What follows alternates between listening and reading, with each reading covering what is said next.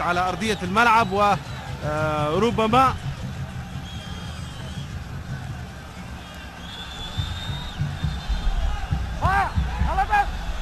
الصافرة والحديث عمر بخيت مع حمودة رفيق الدرب السابق يطالب بالتهدئة.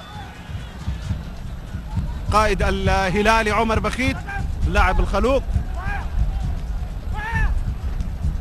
بعض الاحتكاكات لابد منها، يعني تأتي أحيانا لقطات فيها نزاع على الكرة، فيها تدخلات تكون عنيفة، لكن بعد ذلك لابد أن يكون في ضبط للنفس وفي أيضا تعامل مع واقعية الكرة، أحيانا حساسية المباراة، أحيانا بحث لاعب عن النتيجة، أحيانا فريق ضغوط تكون خارج الملعب تنتقل للمستطيل الأخضر وتظهر أحيانا في كثير من اللقطات.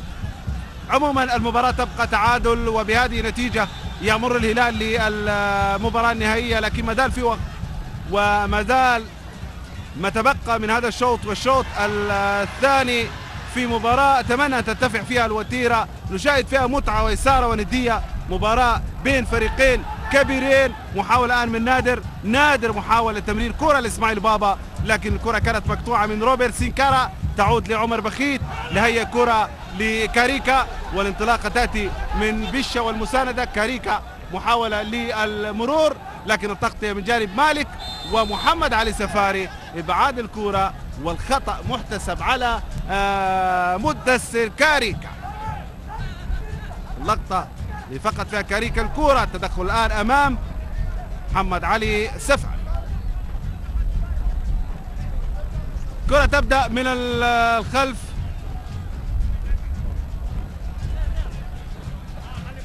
وتفاعل، وتبقى اللافتات أيضا المعبرة، تفاعل مع الشهداء، وهي طبعا تضامن ووقفة كل أهل السودان مع أهلهم المتضررين من خلال الأمطار والسيول. هذا العمل الكبير الذي يتطلب وقفة أقول بأمانة من الجميع، شعبية ورسمية وداخل وخارج الوطن. لابد من الالتفاف مع الأخوان، مع الأشقاء، مع المتضررين من السيول والفيضانات. إن شاء الله العودة تكون أقوى، وإن شاء الله الاستمرارية تكون أقوى، ونسأل الله أن يتقبل الله الشهداء جميعا. كرة منقولة الآن عالية والمعز محجوب، هذه المرة بطريقة المعز محجوب الخاصة، استحوذ على الكرة على دفعتين، لكن أمن الكرة وأمن المرمى الهلالي. كرة تحول الآن جهة اليسرى، محاولة للانطلاق للأمام سريعة من جانب النمور. كرة تتحول ترب طبعا من الدقائق الحاسمة في هذا الشوط الأول، الشوط اللي كان تعادلي. رسم الاستراتيجي الموضوع من جانب صلاح والفاتح في محاولة للعبور بالفريق من جانب الهلال، مستندا معتمدا على النتيجة، يلعب بأفضلية أنه متقدم، لا يندفع هجوميا، يبحث عن فرص ليسجل ويصعب المهمة على الفريق الأهلاوي. الفريق الأهلي طبعا أيضا يبحث عن الانتصار. البطاقة خرجت لبوي، محاولة في وسط الملعب. عمر بخيت، سيف فساوي، كرة مع روبرت سينكارا يتقدم، والتدخل من جانب نادر، خطأ لمصلحة فريق الهلالي.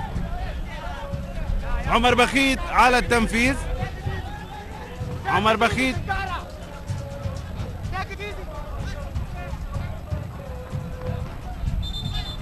قائد الهلالي في هذه المباراة. هذا سينكارا اللي كان متقدم في الجهة اليمنى، تدخل كان مباشر من نادر الطيب العائد للمساندة الدفاعية. كرة بالراس ملعوبة تتحول نصر الدين الشغيل، محاولة من جانب الشغيل للمرور ويتحصل الشغيل على المخالفة من جانب موسى عليه. والحديث طبعا الغير ودي على اعتبار أنه منزعج جدا نصر الدين الشغيل هنا في هذه اللقطة. هذا المرور والتعطيل مباشرة يأتي عن طريق موسى عليه، وخطأ لمصلحة فريق الهلال.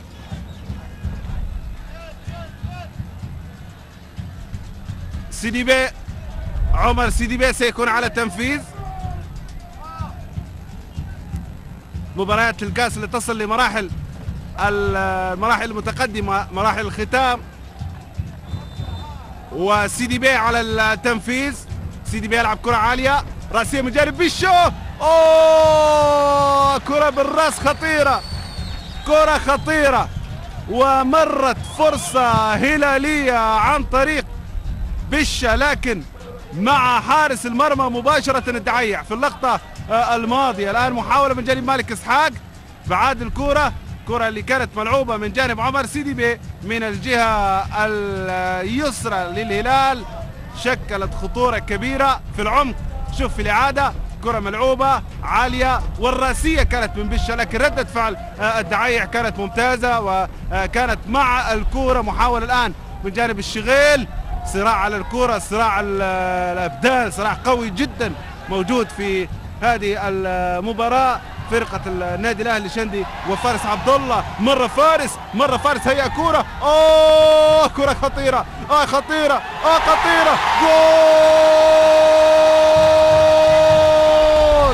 جول أديس إنيس سانتينا يسجل الهدف الأول لمصلحة الفريق الأهلاوي. هدف أول يشعل ملعب المباراة في كرة تقدم فيها فارس، كان فيها الفارس، هيأ الكرة، مرت، اصطدمت، والتسديدة مباشرة في المرمى على يمين حارس المرمى المعز محجوب. بصراحة النادي الأهلي كان الأكثر وصول للمرمى، طريقة ليسير بها صلاح المباراة كانت يعني تبشر بهذا الهدف. أقول بكل صراحة هلال كان متراجع، هلال لم يشكل ضغط هجومي كبير، هلال لعب متراجع. الآن ربما يتحرر، يلعب الآن كرة منقولة، محاولة ولكن مخطوفة، تمر لنصر الدين الشغيل، مرت الكرة لعمر بخيت، يلعب كرة أمامية، ومالك إسحاق في محاولة للسيطرة، الكرة مرت وتحولت لضربة مرمى. 3 دقائق مع خواتيم الشوط الأول. فارس عبد الله صاحب مجهود وبحث كثير عن هذا الهدف في مقابل تراجع لم يكن مبرر أبدا من جانب فريق الهلال، وانتظار كثيرا لردة فعل النادي الأهلي، وهذا اللي قاد للهدف. أقول الأهلي بحث واجتهد ووجد الفرصة عن طريق اللاعب الأكثر محاولة، الأكثر جدية، الأكثر تهديدا كان للمرمى الهلالي هو فارس عبد الله بطلعاته على الجهة اليسرى، واستفاد من واحدة، هيأ كرة لإسماعيل بابا مرت، والآن خطيرة، الآن خطيرة الكرة. المباراة بهذه الصورة شوط ثاني سيكون من نار إن لم يتدارك صلاح الموقف. أقول وإن لم يعيد الحسابات فالنمور هي الأفضل من خلال الأداء، والآن تؤكد ذلك من خلال التقدم في النتيجة.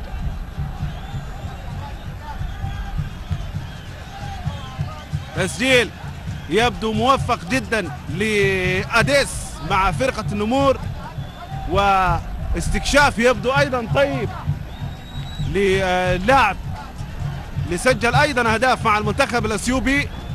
بالتالي هذا واقع المباراة. أقول هلال لاعب هذه المباراة في الشوط الأول باستحياء هجومي كبير. هلال وجد فقط فرصتين، واحدة من كاريكا والثانية يسادة كانت من مين؟ كانت من بشة، لكن بعد ذلك الغياب كان كامل بالنسبة للفريق الهلالي، وكان الفريق الأهلاوي استند صراحة على نتيجة درمان لم يحب المغامرة، رجع للدفاع، ولكن دفاع أقول لم يمنع النادي الأهلي من الوصول. الآن نادر، هي كورة لإسماعيل بابا، الكورة مع المعز محجوب، الكورة مع المعز محجوب. شوط أول لأصحاب الأرض، شوط ثاني سيكون صعب ويكون من نار بعد أن أطلق بدر الدين عبد القادر صافرة ختام الشوط الأول. الفريق الأهلاوي والجماهير الهلالية الزاحفة المساندة أيضا للموج الأزرق. كرة منقولة تتحول لرمية تماس، رمية تماس منقولة من جانب صدام، يلعب الكرة مع سفاري، صدام يتدخل بشة، الكرة مرت لكاريكا، عبد الرحمن الدعيع حارس المرمى الأهلاوي، كرة من عبد الرحمن لسيلا، ضغط من جانب سيف مساوي، سيف مساوي أيضا غير سيف مساوي شاهدنا في الشوط الأول عدد من الأسماء الهلالية لم تؤدي بنفس الطموح. كرة ملعوبة من جانب روبرت سينكارا، عالية ملعوبة، عبد الرحمن من أعلى نقطة، عبد الرحمن دعيع يبدأ الهجمة الأهلاوية مباشرة براس مقطوعة من مالك محمد، وسط الملعب عمر بخيت، استلام من جانب عمر بخيت، محاولة المرور، كرة مع عبد اللطيف، عبد اللطيف بوي خاطئة، مقطوعة من جانب صدام، عودة من عبد اللطيف، قتال على الكرة، الكرة مرت وتحولت لرمية تماس لمصلحة عبد اللطيف بوي، وسط احتجاج كبير من جانب صدام أبو طالب. هنا الإعادة واللقطة، والكرة مرت وتحولت لرمية تماس. الآن عبد اللطيف سعيد على التنفيذ، كرة ملعوبة أمامية لسيدي بي، محاولة لكن مقطوعة من جانب حمودة لآدي سانتينا، يلعب كرة في العمق ومحاولة لكن في خطأ من نادر الطيب، في خطأ من نادر الطيب، مسك مالك المدافع الهلالي في اللقطة الماضية، في المحاولة الماضية، شوف إعادة في اللقطة، هذه جزئية طبعا من اللقطة، لكن المسك كان من جانب نادر الطيب المهاجم المزعج جدا مع الفريق الأهلاوي.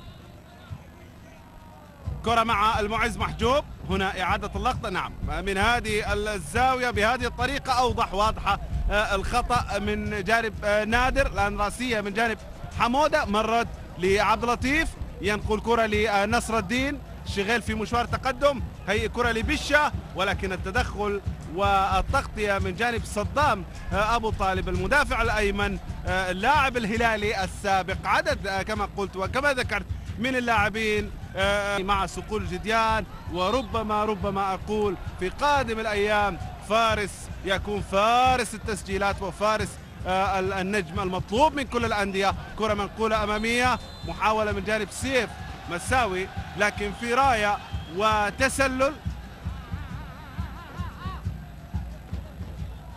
وسط الملعب بين طموح الأهلي للوصول ونية الهلال في التأمين والتأكيد على المرور. سنتابع تفاصيل الشوط الثاني وأتمناها مثيرة وغاية في الروعة ومليئة بالأهداف والإثارة. خطأ ملعوب من جانب روبرت سينكارا بالراس موسى عليو، أديس يحاول صاحب الهدف لكن سامي عبد الله خلص الكرة، مر لسيف مساوي الموجود في الجهة اليمنى في وسط الملعب على اليمين، سيف مساوي.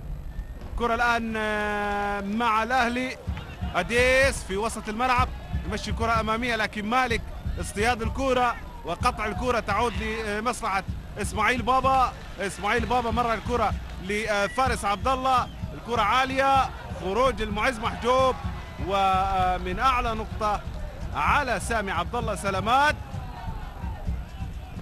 سال كرة أمامية اصطدام، كان خروج المعز محجوب في التوقيت. شوف فارس عبد الله اللي كراته دائما تشكل الخطورة، الكرات المعكوسة من هذا اللاعب، خروج المعز محجوب والسقوط على زميله سامي عبد الله. نتمنى السلامة لسامي عبد الله. والاطمئنان. 45 دقيقة على الساعة، بداية الدقيقة 46. لم أشاهد الوقت المضاف. كرة عالية تتحول لكاريكا المطارع من سفاري. سفاري خلص الكرة، راجع الفارس عبد الله، فارس موسى عليو، إرسال كرة للأمام في وقت صعب وفي لحظات صعبة. ينتظر كل فريق الحصاد للمرور للأمام، للمرور للمباراة النهائية لكأس السودان. الكرة الآن تتحول مباشرة، راجعة لعبد الرحمن الدعيع. دعيع مباشرة، كرة عالية عالية بالراس، مقطوعة من نصر الدين الشغيل. الراسية تبحث عن لاعب، مرت لمجاهد فاروق.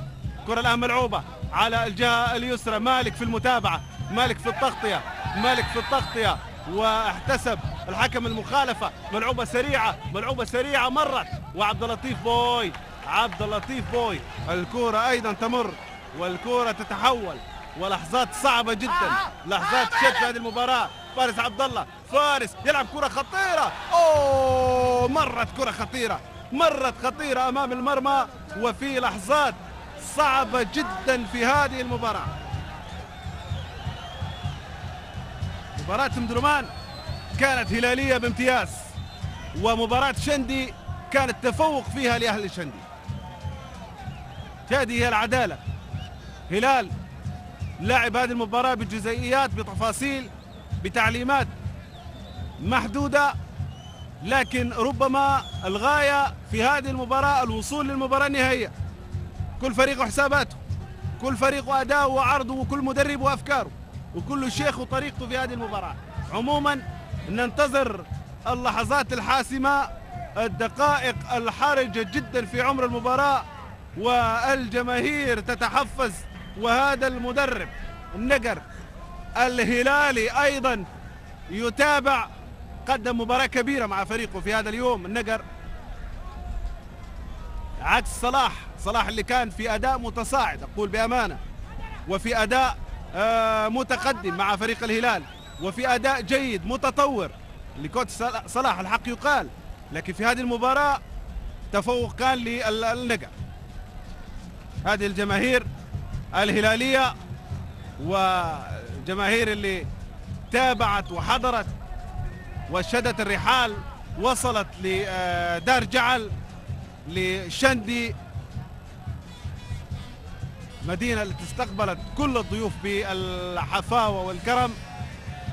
وهذه الأبعاد الأخرى لمنافسات كرة القدم، هذا التواصل الذي يحصل بين أبناء الوطن، هذا الانتقال من مكان لمكان، هذا التواصل هو اللي يخلق نوع من المحبة والمودة، وأيضا أواصر التعارف الصافرة. سامي عبد الله في لحظات الأخيرة على ساحة 49، كرة بالراس ملعوبة مجاهد فاروق وبامبا، نزل يشكل إضافة لكن لم تحصل. الآن رمية التماس، رأسية ملعوبة، نزار، كرة عالية، الرأسيات. الآن يحول كرة في مكان خالي اليمين للمنطلق علي النور، يلحق بالكرة علي النور، يلحق بالكرة أمام فارس، وعلي النور يسلم الكرة لفارس. فارس ينطلق لصناعة الهجمة ربما الأخيرة. الكرة راجعة لكن أيضا مقطوعة مرة، تحولت لرمية تماس. رمية تماس في مباراة صعبة، في مباراة شاقة. الآن كرة تحولت لمصلحة النادي الأهلي. مالك إسحاق، محاولات مالك لإرسال الكرة، يلعب الكرة على اليمين، ومحاولة مجاهد فاروق يلعب كرة أمامية. خروج المعز محجوب، وعلى ساعة الدقيقة 50 ساعة الإيقاف، وأتت ساعة أيضا بدر الدين عبد القادر لتنهي هذه المباراة الصعبة جدا بين الفريقين. الفريق الهلالي استطاع أن يخرج بالأهم في هذه المباراة بمجموع المباراتين. وصل